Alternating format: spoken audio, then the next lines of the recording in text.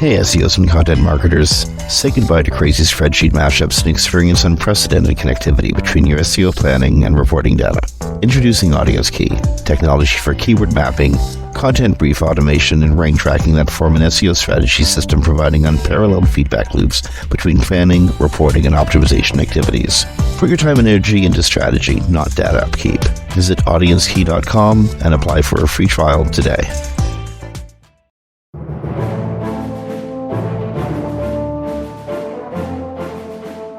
Hey everyone, welcome to Webcology here on WMR.fm. It's the 10th of August, 2023. This is Jim Hedger from Digital Always Media and Kristine Schachinger from Sites Without Walls. Before we go any further, want to thank our sponsor, Audience Key. Audience Key, Tom, you guys absolutely rock. If anybody is doing copywriting, editing, wants to know how their copy is faring in search engines against competitors' copy or what have you, check out Audience Key, audiencekey.com. Tremendous piece of software. How you doing today, Kristine?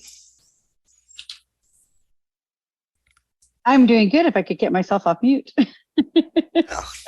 I had a good week. I started going down to Black Hat yesterday, and DEF CON starts tomorrow, so it'll be a lot of fun.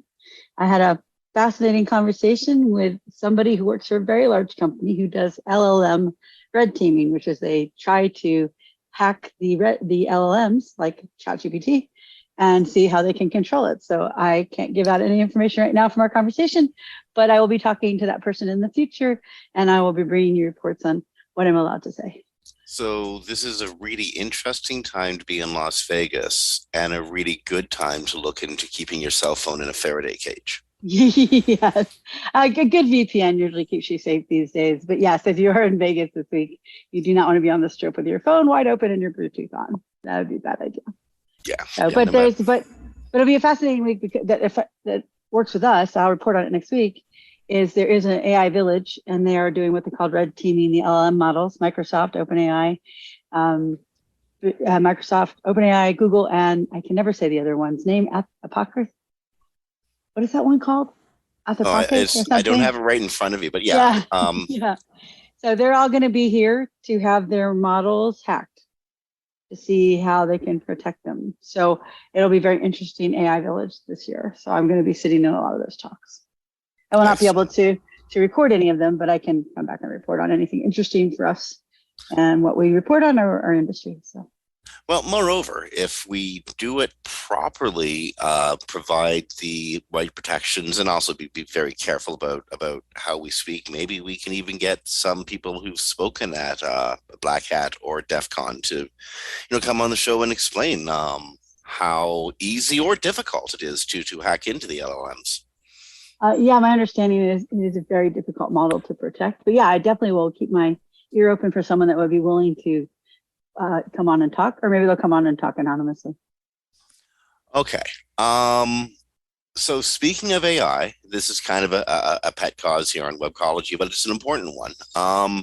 As we've said many times before, how the writers and actors strike goes will determine in many ways how AI gets used in other creative fields, or other fields where research, writing, and constant output are important. Lawyering, doctoring, being a student, etc. It's crunch time with the strike. Many of the striking actors are financially strained. Business Insider actually has a article on how to support SAG, AFTRA, and WA striking workers. Worth checking out at businessinsider.com. Kristine, from where you're sitting, how's the actor and writer strike going? Still going hard. I have some friends that are there every day on the picket line. I usually do probably about 4 or 5 miles a day. They report. There's no movement yet on the side of what will we call them? The studios. Studios, that's a good word. The studios. I do think that what the actors are asking for is pretty reasonable. Like when I didn't know, one of the things we reported on, I didn't know actually already occurs. that they take somebody an extra and they scan their body, they make a 3D image, and then they use them over and over again without ever compensating them again. I thought that was a future thing, but apparently that had already started. Oh, absolutely. I was not aware that it was currently happening. You can do that with CGI to a great degree. You can create incredible backdrops. But apparently once. Oh gosh, go ahead. Just imagine mixing CGI, AI enhancing CGI, and you could have get a good shot of everybody's face. It could be a lot like the Sgt. Pepper's album. Yeah, the thing about it is that for people up and coming in the industry, sometimes background roles are the only thing that's feeding them. So to be able to use the image once and over again without compensation is just really kind of not a nice thing to do. I don't know that they'll ever be able to get rid of stars completely, just because stars go on these big tours and they promote, and the whole image of the star often sells the movie. But you don't become stars if you can't feed yourself on the way up the chain. And 85% of actors can't even afford, don't have enough work to even get health insurance to the union. So, it's really taking away work from the people that can least afford to ever lose that work. So if people want to support the actors or writers, how do they do that? Well, the SAG-AFTRA site has a fund. The WGA, the Writers Guild, has a fund. And then that Business Insider page gives you a couple others, but those are two of the main ones that you could go to and know that the money's going to the right place. Okay. Donate to striking actors and writers. If Fran Drescher says it, it's probably true. Listen to what Fran Drescher is saying. She's the sort of the guiding force behind the actors and writers. And best luck to them. The big story this week is CNET and content. But before we get to that. Oh, yeah. Before we get to that, we have to do the one story we both hate to cover, but you have to cover. Well, it's like a train wreck. How could you avoid this? Okay. So,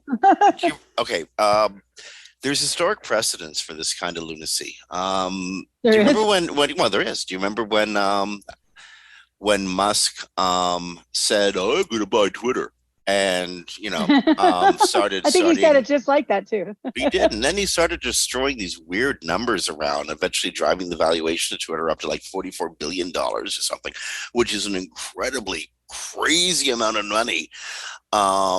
Until you realize he was just too scared to go to 88, but he would have if he could have, because he's just that kind of guy.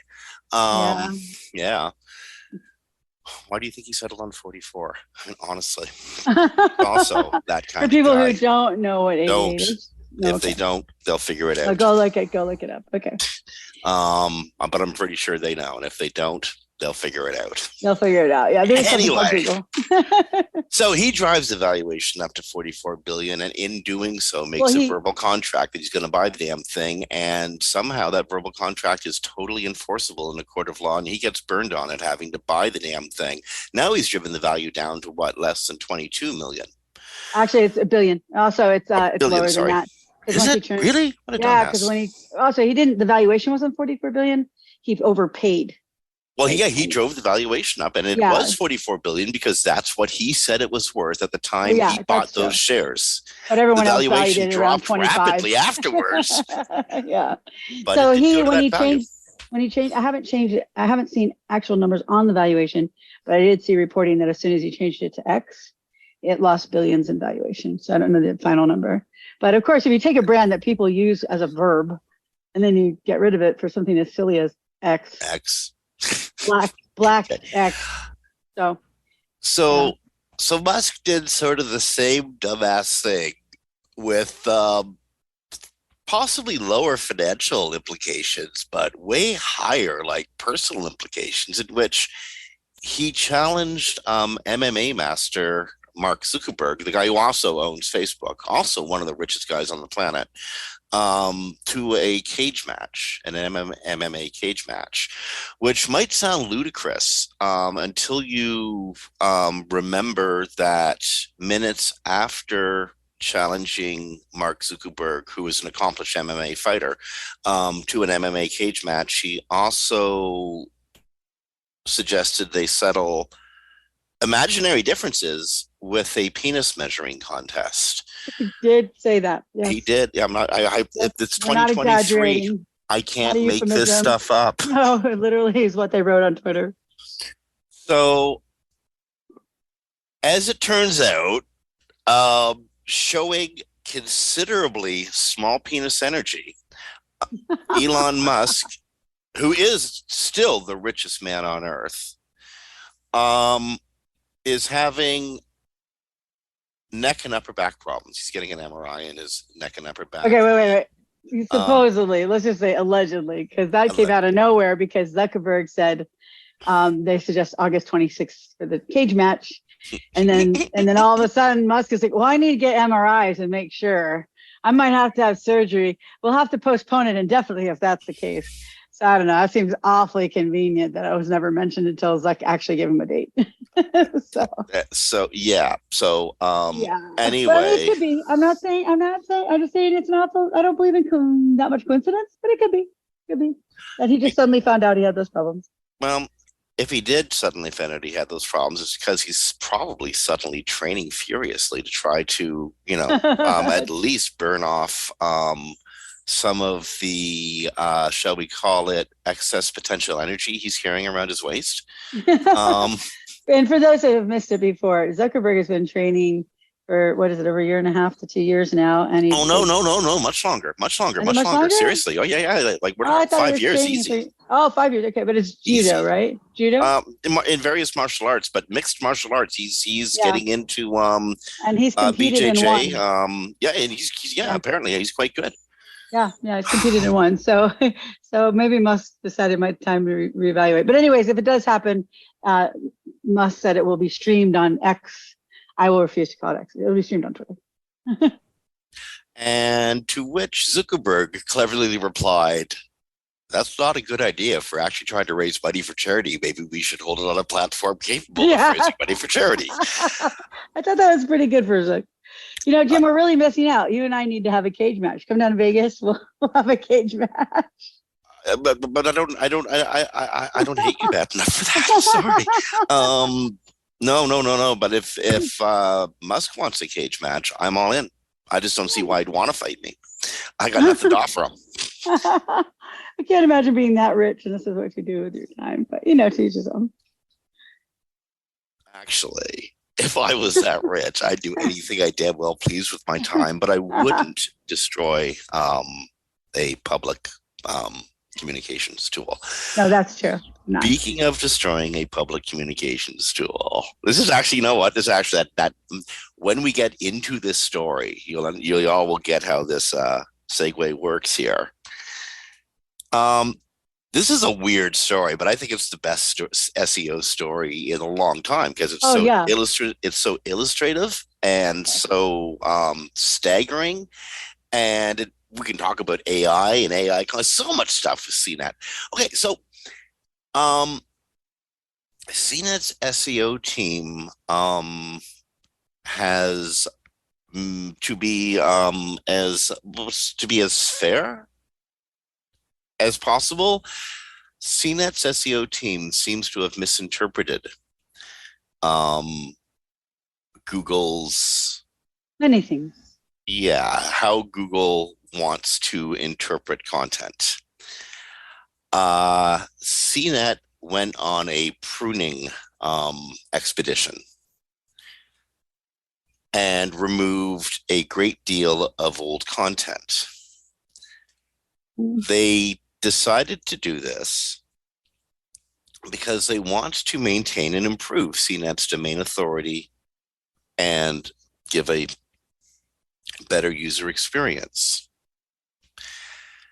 They got rid of a bunch of content. And an example that they used would be a, say, 1996 article about available AOL service tiers. They suggest that's no longer relevant or useful to people. Okay? They suggest that's called content depreciation. And they want to send a signal to Google that CNET has fresh, relevant, and worthy content that is better than their competitors. Yeah, I don't know. I mean, like, that's just, I understand why they're trying to, but Oh, I this is that might be helpful content. Somebody might be interested in yes. 1996 AOL I service tiers. often do research on Washington Post pre-internet days content that they scanned in. So like I've been back to the 80s, 70s looking up things. That you're a news site, you're recording the historical records. You're not an e-commerce site who's worried about an old shoe being on the site and not being relevant. And Google, the other thing that's really bothersome about this, and I'm not going to say the SEO did it because for all we know, somebody internal who told the SEO they know better decided to do all this. But I've worked on a lot of news sites. You don't prune the content unless it's just, wrong or bad or something. But they used like for their citing reasons, things like an article on thin content, which it's not thin content. They don't understand, obviously, from their document what thin content is. Then they only redirected pages with a DA over 40. DA is not a Google metric, and your low value links still have value. So if I have 100,000 like links under 40 and you remove all those, guess what's going to happen to your website? Those pages are going to deteriorate quite quickly in their ranking. And then on top of that, they talk about page rank sculpting, which we know isn't really a thing, especially on a site that size. And they are sending their deprecated articles at least to the Wayback Machine. So now they'll get outranked by themselves. Well, but no, by a facsimile of themselves. Exactly. So it's just the thing that's so troublesome about it all is it's not based on any actual real SEO theory. It's not that sometimes you do prune content if it's like. I'm going to stop you there. This is based on actual SEO theory. It's just not good SEO theory. That's right. Yeah, you're right. You're right. It's not valid SEO theory. So it's unfortunate because if you're a news site, you are a historical record. This is called getting memory hold when you remove these kind of things. The authors lose their bylines. So when the authors go to show their work they won't be able to show it because it won't be there anymore. And it's not necessary, nor is it relevant to do this. And we know not only from our experience, but Google decided to answer this yesterday with a post from Donnie Sullivan about not deleting your content just because it's old. Query deserves freshness is so misunderstood.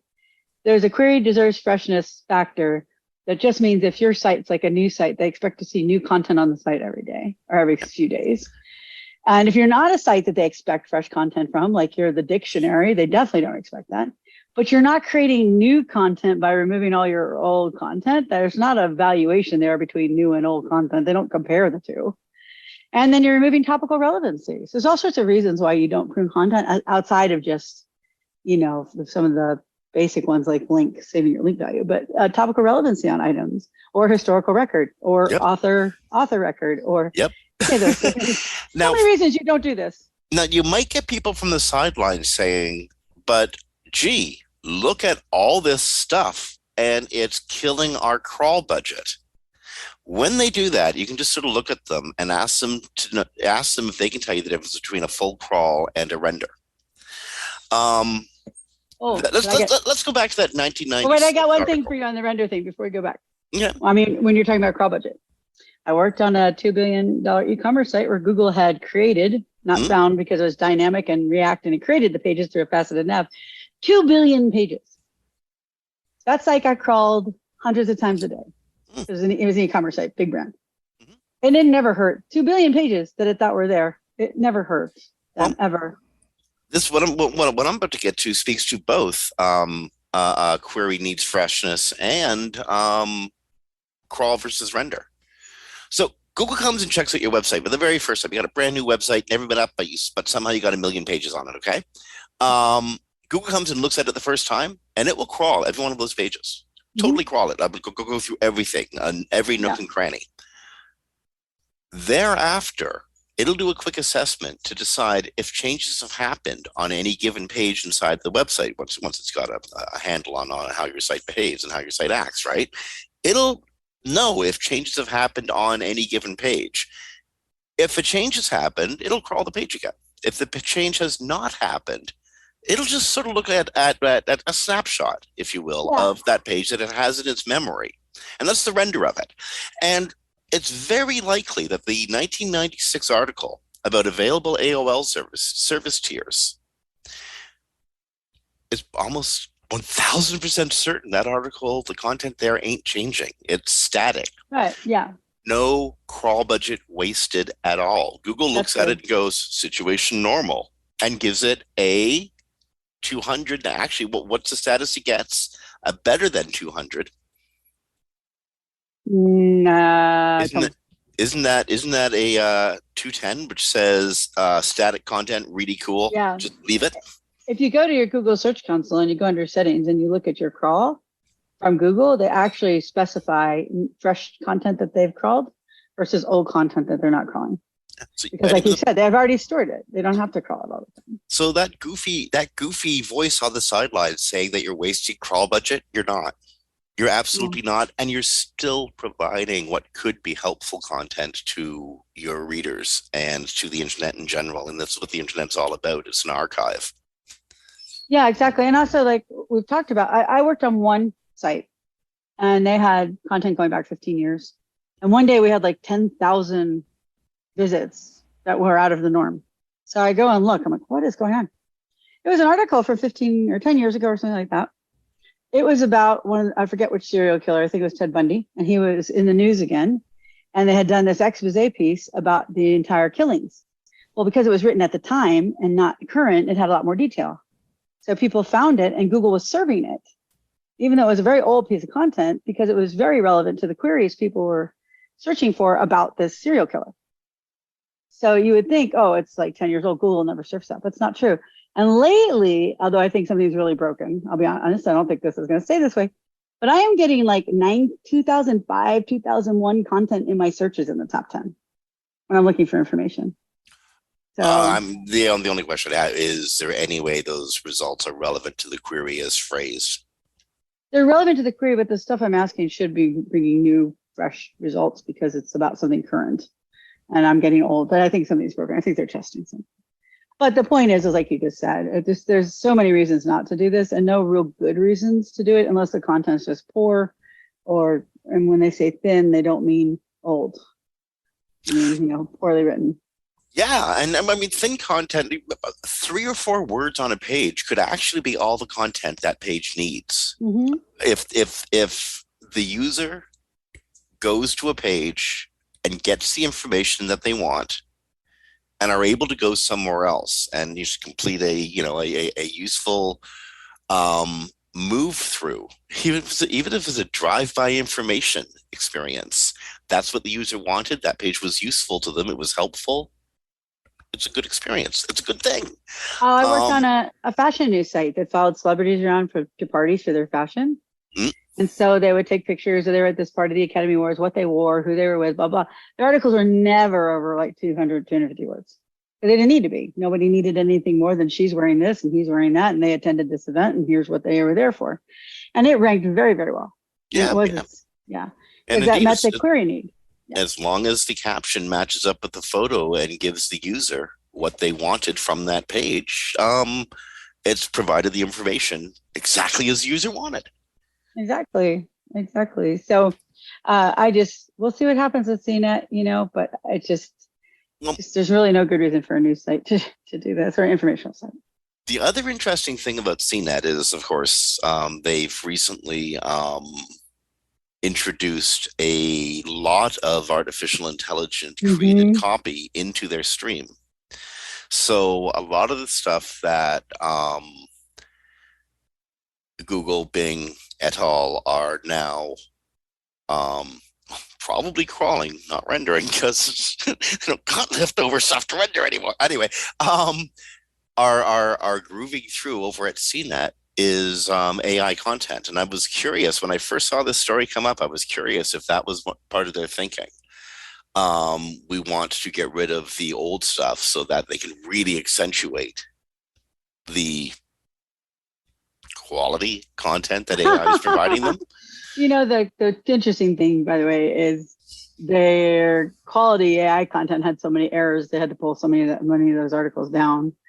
But as I tell people, Google says AI is fine as long as you can make it useful, helpful, and unique.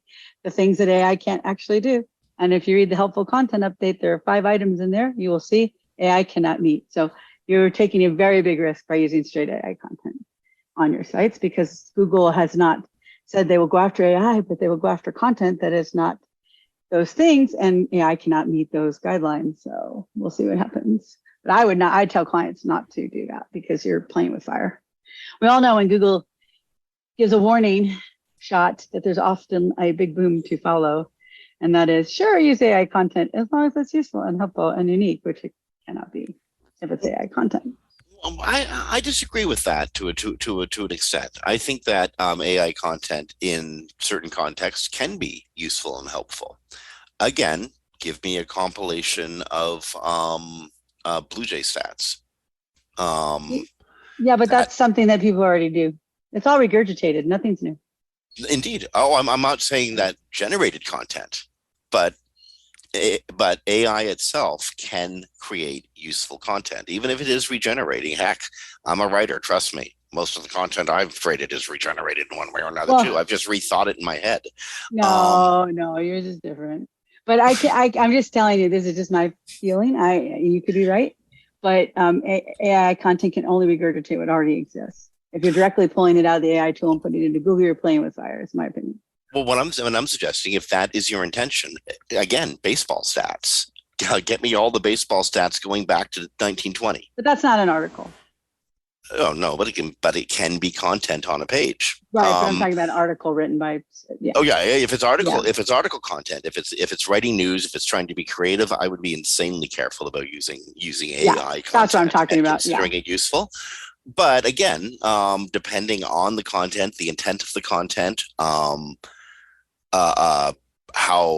you as the webmaster have taken responsibility for that content by editing it to within an inch of its life, to being certain that it's factual, because after all, you are publishing it. And that's something that we all should be doing. Yay. Most people, it drives me crazy. Like, when we were kids, it was so pounded into our heads. If it went into a newspaper, it had to be verified and factual. And there were so many steps that had to be taken before something could be published. And on the web today, I mean, shoot, if you hear something, you just hit send and you don't really care. It drives me crazy because, and this is something Google just put this out, and it's worth saying. If you've got a chat bot creating content on your site, you probably want to isolate that content in such a way that Google isn't going to be reading it and bringing it into its index.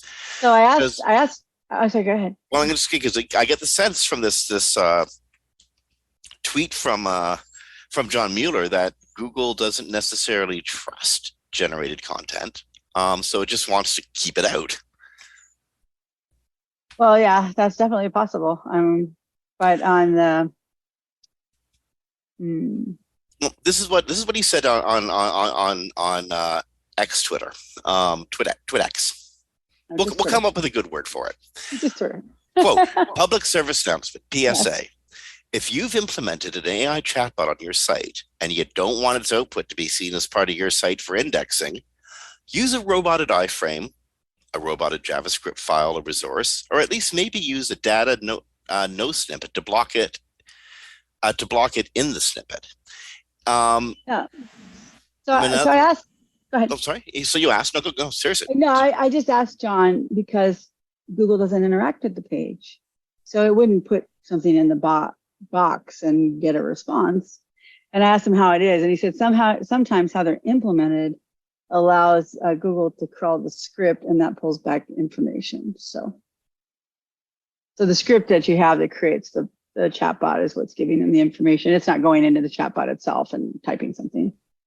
No, indeed. But the information the chatbot brings back, or an interaction it has with other people, or the content that gets created on a page, if it's coming from an AI chatbot, it in itself may not be 100% accurate. No, that's true too. I'm just saying that there's no reason the chatbot should produce content for the crawler, because it just opens up a 22,000 pixel window. And then it doesn't interact with the page at all. It doesn't scroll. But apparently sometimes the scripts, the way they're implemented, is wonky. and it allows Google to crawl the information that the chatbot would bring back. Well, I just had this whole garbage in, garbage out feeling about what John wrote and why he wrote it. It's like, hey, you know what? We probably don't want to be seeing this stuff. It's like looking at people's underwear. You probably just don't want to be doing that. Because anyway,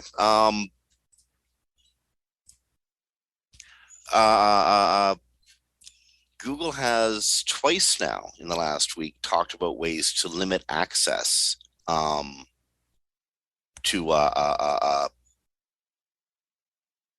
AI created content. You mean the OpenAI training or something else? Yeah, well, indeed, OpenAI is also telling people if they wish to restrict GPT bot from their site. So OpenAI has created a web crawler because they didn't train on the web last time. They trained on all sorts of data sets. Mm-hmm. So they have a new web crawler that was going to go through the web and train. So if you want OpenAI to stay away from your site, they now will respect the robots.txt, and it will give you just normal robots.txt, disallow this bot, or you can disallow sections of the site. So if you're like, I don't care if they train on this part, but I don't want them to train on that part, you can do like you do normally with the robots.txt. You can say don't train on this folder, this page, this section. Does that have to be done only in the robot text file? Can that be done like in the head section, page by page? No, you have to do an RT, but you can define the RT page by page. It's just a robots.txt command. Although the thing is, they already trained on so much stuff. So, but at least they're putting it out. Google hasn't put one out yet. Neither has Bing for themselves, not to train on your stuff themselves, but OpenAI has. I'm not sure there's any benefits to allowing them to crawl your site. It's not a search engine, so it's not, like you're not going to be in their index. So that's a decision every site has to make. If you have a lot of content that is like, really well written by, paid authors who their style is important, stuff like that, you probably want to block it, I would think. Like we saw today, there was a woman on Amazon who AI went through, somebody, we don't know who, went through and crawled her books and then created books with her name on it and sold them on Amazon. So there are reasons you may not want, AI to be able to train on your data. But right now, this is only a block for OpenAI and ChatGPT style. I saw that story earlier, and it was a CNN story.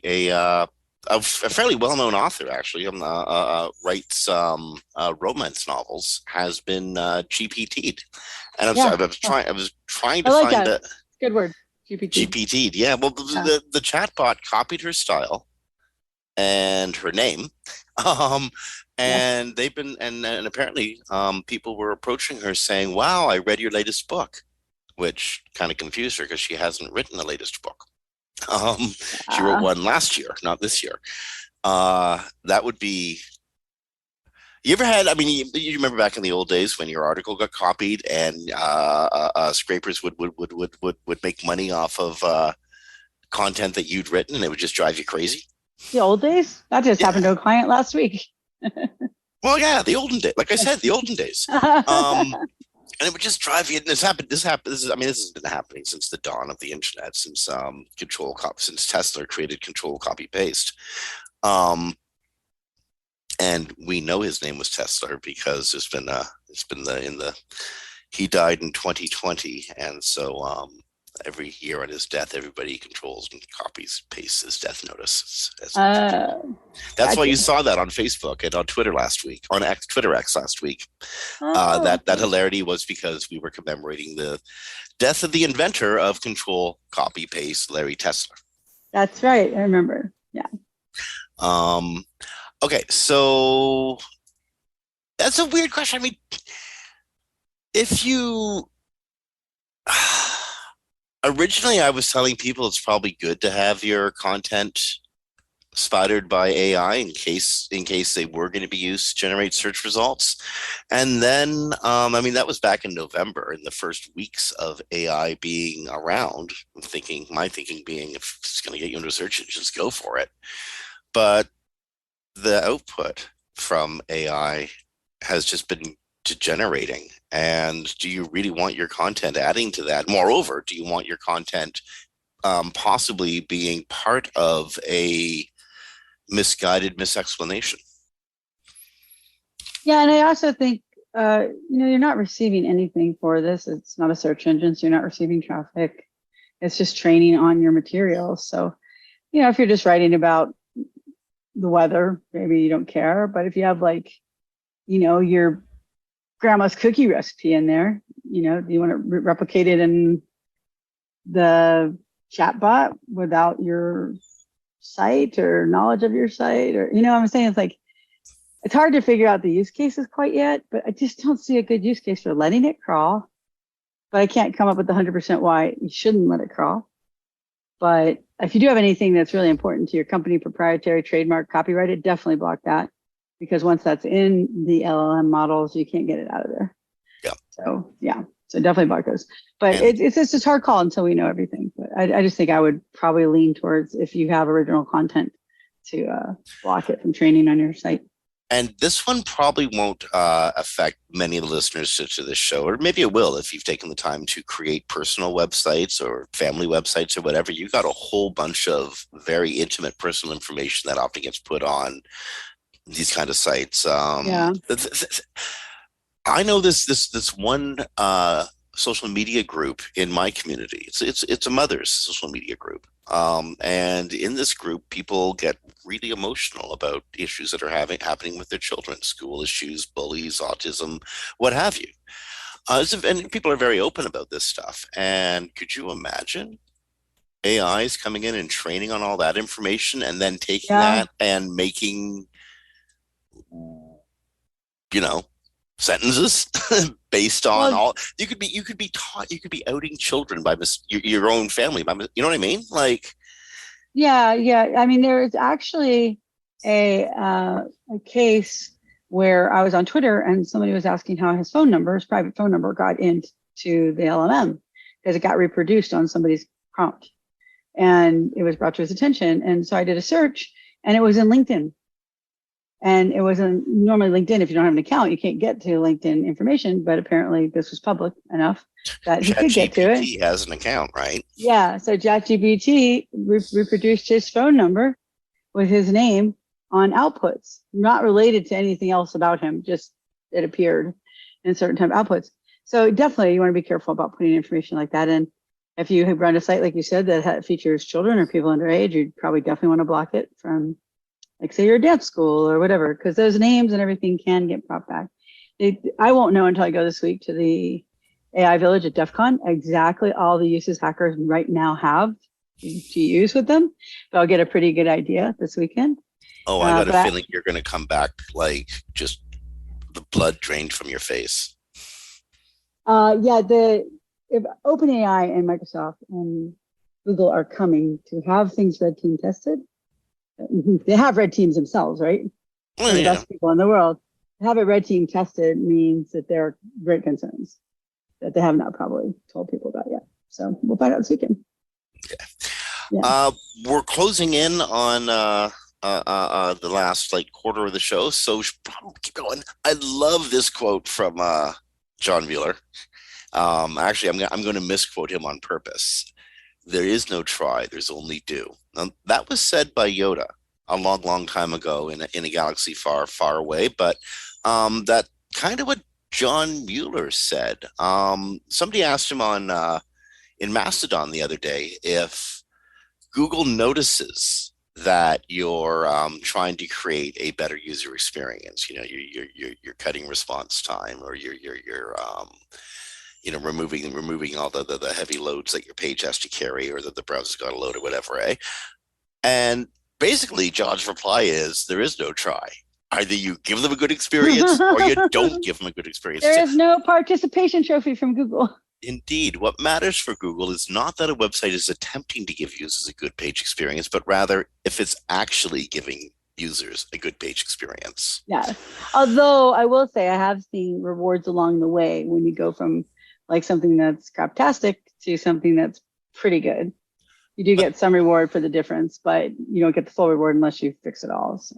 and you weren't being rewarded for your intentions. You were being rewarded for something you actually did. Not That's because true. you thought it was a nice thing, but because it actually was a useful thing. I love it. Some people think that you get participation. Well, I mean, Yeah. there is a bit of sound thinking if you like you just said, along the path to getting to our goal, we did a number of tasks and we got rewarded for some of them. Yes. It's not because you thought of how Google thought, oh my goodness, they're doing those tasks. Good kids. But in the process of trying to get that good kid pat from Google, you did those tasks, and those tasks needed to be done. Well, yes, and also when you understand how the ranking signals work, you do set a task around a ranking signal, and then you do tasks around another ranking signal. So that way you did improve greatly for the ranking signal that you are working towards. So if it's like Core Web Vitals and you go from zeros to 100, you don't have to have everything else on your site fixed because that's its own ranking signal. So that's also why knowing ranking signals is important when you're trying to fix a site, because if you do like a little thing here, there, and there, and none of them combine into signals to a ranking signal as one big push of awesome, then you probably won't see much result. So you kind of have to group those things together. When you're looking at your goals, setting your goals, trying to figure out, either be it whatever your goal may be it like traffic or conversions or user experience or what have you, measuring them and having a sound way to provide metrics or analytics to your clients, kind of important because that's how we prove our work, right? Ask yourself this, Kristine, and then you spend a lot of time in the technical realm, so there's a bunch of uses you have for it, but I think you spend more of your time in Search Console than you did in Universal Analytics or in the new Google Analytics 4. What did you use Universal Analytics for? Like, what was its primary function for you? Oh, it would depend. A lot of times they're just seeing where traffic is coming from, where it's going, where they're converting, where they're not. Google Search Console is really what I mostly use. Also, because Google Analytics, a lot of people block the tagging. So with GSC, I get a pretty accurate view of who's clicked through. Doesn't mean it's a great click, because analytics only registers a click. It was after 30 seconds in the past. I don't know about with GA4. So, but GSC gives me a pretty good estimate of how things are coming from the search result to the website. So generally that's what I look for. But there are things you can find in analytics, anomalies in like page visits, or like, why is this page from 2005 suddenly getting all this traffic? Oh, a story came out in the news, or is it bot network, or is it, or did all my pages go down for some reason in a certain segment? So I can find that out in analytics too. But those are primarily what I used it for. I often tell people that Search Console is about site health and Google's perception of the website. And Google Analytics, Universal Analytics, or GA4 is more about user behaviors and basically traffic analysis, where the traffic came from and comparing it to other traffic sources, direct, paid, social, etc. So predictably, there was a survey was done by the great Barry Schwartz at Search Engine Roundtable, and predictably the results came in with 75%, 3/4 of SEOs unhappy with Google, not happy. 50% so unhappy they hate it. Yes. Then about 26 or so percent with somewhat negative thoughts. Just to cite the other side, there was about 1,700 votes. 5.7% of those 1,700 votes said they quote unquote love it, and 18% find it somewhat positive. And the more that I use it, I think I'm with that 18%. No. Well, no. You know what? It's not Universal Analytics 3. I'm not using it to be Universal Analytics 3. I'm still getting decent traffic user analysis, but it's much harder to find. And it's a brand new learning curve and all that jazz. Like any Go ahead. It is providing an adequate amount of information where I'm close to being able to use it for what I was using it for But before. that's so bad. That's so bad. Well, it ain't nothing. Okay. When I used to design websites back in the day before they did this whole move fast break stuff kind of thing, if your users didn't like it, you would fix it. But we got trained with Facebook and Google and others. If you don't like it, they aren't going to fix it. So you're just going to have to get used to it and eventually get used to it. But it doesn't mean it's a good product. Well, we're no longer pioneers. We're now subject to corporate goals. But this is corporate goals back then too. But the difference just was that they listened to users and now they don't, because they don't care. And so, I think I told you before, I know a major international chain that immediately removed Google G4 because they're not going to use it. Can't use it. What about? And they're paying $100,000 per license, right? And they're not paying that. They're not paying that anymore. They're like, we're out. We just can't use it. And I had some people in a Slack group of incredibly intelligent SEOs just this past week who were like, "How am I stupid?" Like literally felt stupid. That's how my clients feel. They feel stupid because they can't figure out how to work it. Well, don't try to work it like you were working UA3. That'll leave you feeling stupid. But you need a third-party program. The truth is that Google should never have rolled this out. Okay. So as you said, you need a third-party layer. Yes. Something, say, in Looker Studios, perhaps. Our tool is so bad. Oh no, my God! You've actually tried it and it didn't work? No. I said our tool is so bad. Oh, we indeed, have to use these other tools to get our tool to work. That's a bad tool. So, there's now a overlay available in Looker Studios that simulates UA3 in the GA4 environment. I haven't used it yet. But what's the guy's name who developed it? Because it's specifically a person that developed this. This isn't like a random thing that came up. No, and this is a friend of the SEO world? Yeah, but I'm sorry, I can't remember his name off the top of my head. But yes, a guy that done Google Analytics for many, many years and implemented it and installed it and all that, created this Looker dashboard. So the name's probably on the Looker dashboard. Just want to make sure you got credit because it wasn't like Google came out with it or something.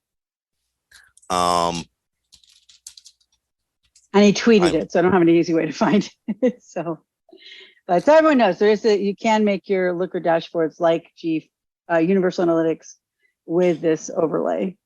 And I think the overlay is just available in Looker, correct?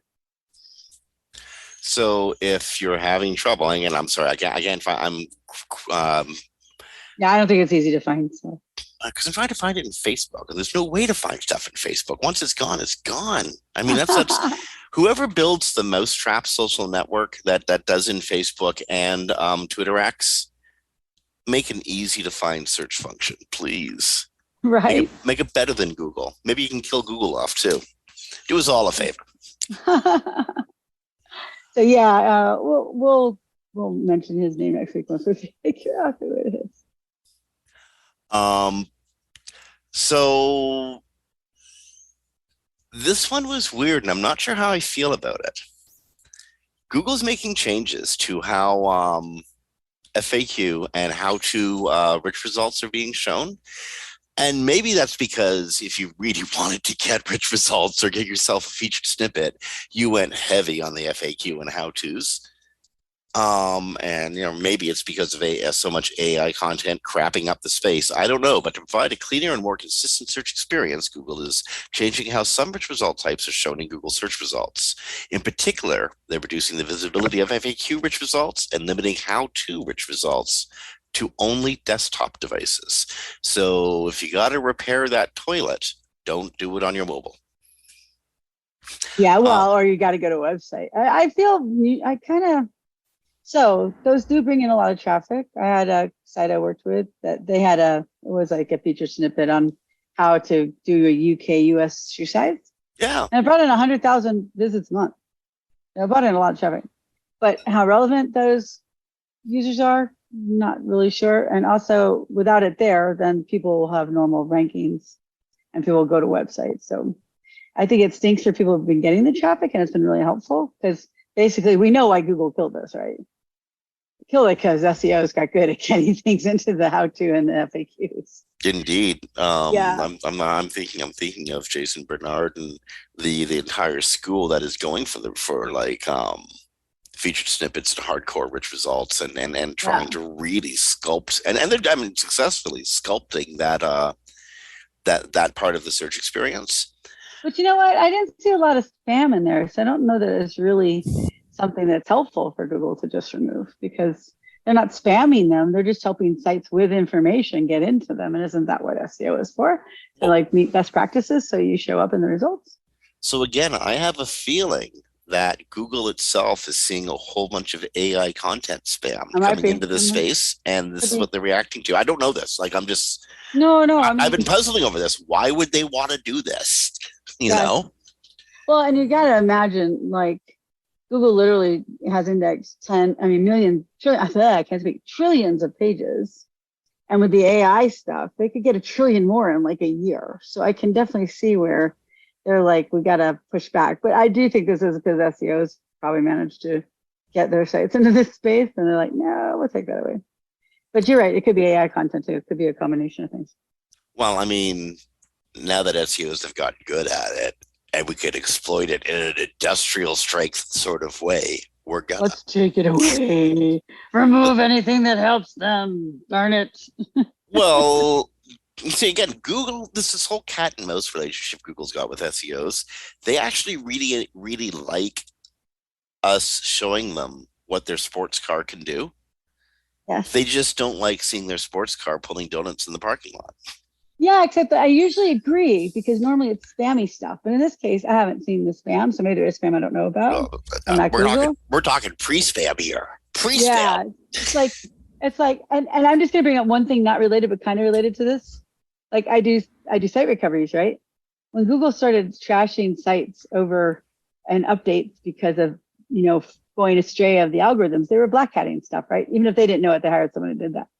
Now sites lose 90% traffic because of like some weird thing that the site could never know about and wasn't doing anything wrong. I think it's time Google stops like just wiping stuff out like this or penalizing sites for random mistakes that much, right? Like they didn't need to take away all these FAQs and rich snippets because I think SEOs got too good at it, or they don't need to destroy websites because they didn't understand core web vitals well enough, right? So I just think Google may need to reassess how punitive they are towards SEO. Well, yeah, or we have to conform to the new web that Google is trying to build because heaven knows always. it is Google's web, right? It is always. I'm just saying they could be a little less severe at this point because the reason they were so severe is to make people adhere to their guidelines. But nobody was, going here and just spamming the rich snippets and FAQs that I saw. Well, I'm just take away all the results. Like I'm going to say no one's doing it yet because again, I think this is a preemptive thing. Google knows what's coming down the pipe. Oh, sure. Yeah, definitely. They know what they've indexed, and we haven't seen everything with the index, obviously. So. And you remember the stuff they were saying a couple of weeks ago about formulaic SEO being a bad thing? Programmatic. I'd say, yeah. They're sending some signals here. Mm-hmm. Don't you get that weird feeling? Like if you follow the ABCD method of SEO, rather than going with a more dynamic find the problem, fix the problem method. But I think what Google's trying to say is don't try to do this cut and paste paint by numbers SEO that you might get short-term results, but it will get you in trouble. Yeah, that's true. And with the amount of content they have nowadays, they don't need to index everything anymore unless it's just a really obscure topic. So once you have 5 million recipes on brownies, do you really need to index the next 5 million? Maybe not, so. Well, you might want to mix around for potency and strength. That's a different kind of brand. That's true.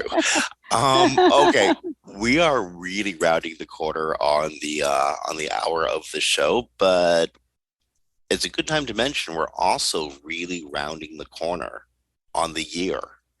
Oh. It is the 10th of August. And I know I harp on this. Summer's almost over because I live in Canada, and when summer's over, it is most decidedly over. And I live in Vegas. I'm terrified of what's coming a couple months from now because it's really cold. But more importantly, just a few months from now, the biggest commercial season opens. Starting on, Black Friday, American Thanksgiving, or sorry, Cyber Monday, and going all the way until, I don't know, sometime just after Christmas. Wait, you're in Canada. Ours starts now in September. Does it now? Okay. Black Friday deals actually start showing up in September now. If you're You're waiting till it's November to do your Black Friday deals, you're way behind. If you're waiting to start working on your website and preparing it for Christmas, you're also going to be way behind. This is your annual 2 months warning. October's coming. And once October hits, you know that Christmas is just around the corner and you need to sell product. Get ready for it. Get ready for it now. If you haven't made your plans, do it tomorrow. And let's add to this. Google has not run an update sequence since April. They're going to run them, and they're going to run them quick and hard because they usually stop them right around Black Friday.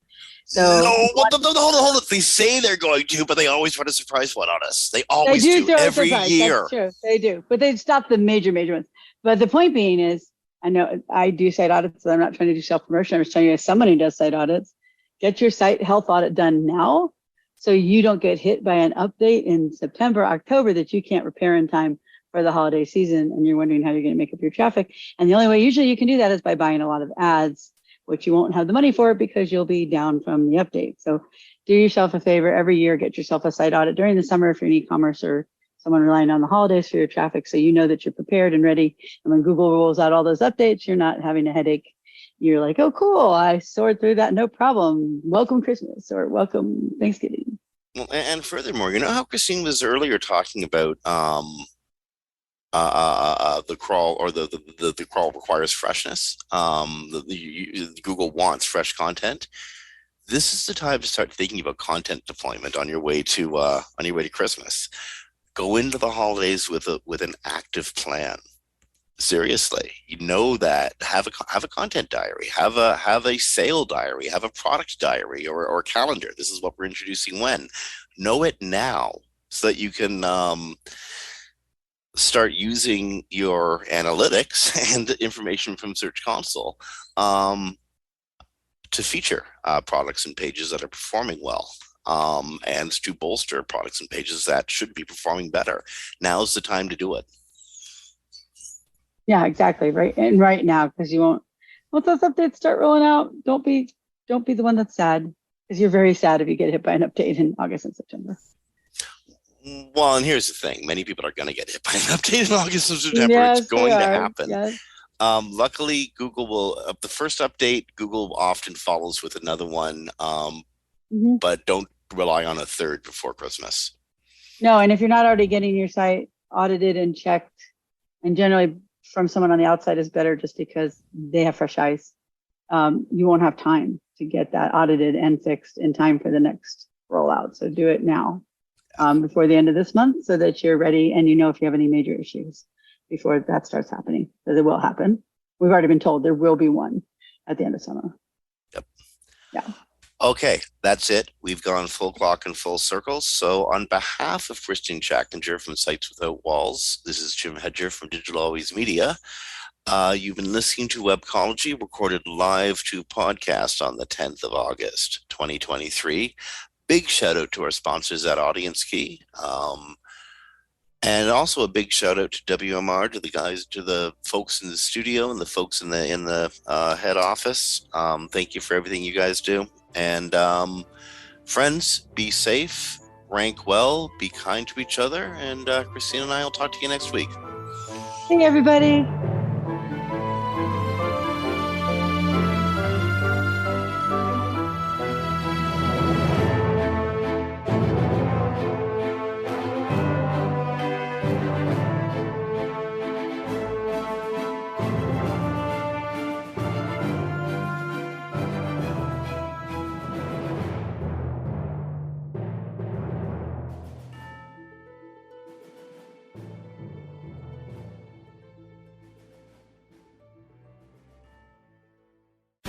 The opinions expressed on this program are those of the guests and hosts and do not necessarily reflect those of webmasterradio.fm's management or sponsors. Any rebroadcast or redistribution without authorized consent of webmasterradio.fm is prohibited.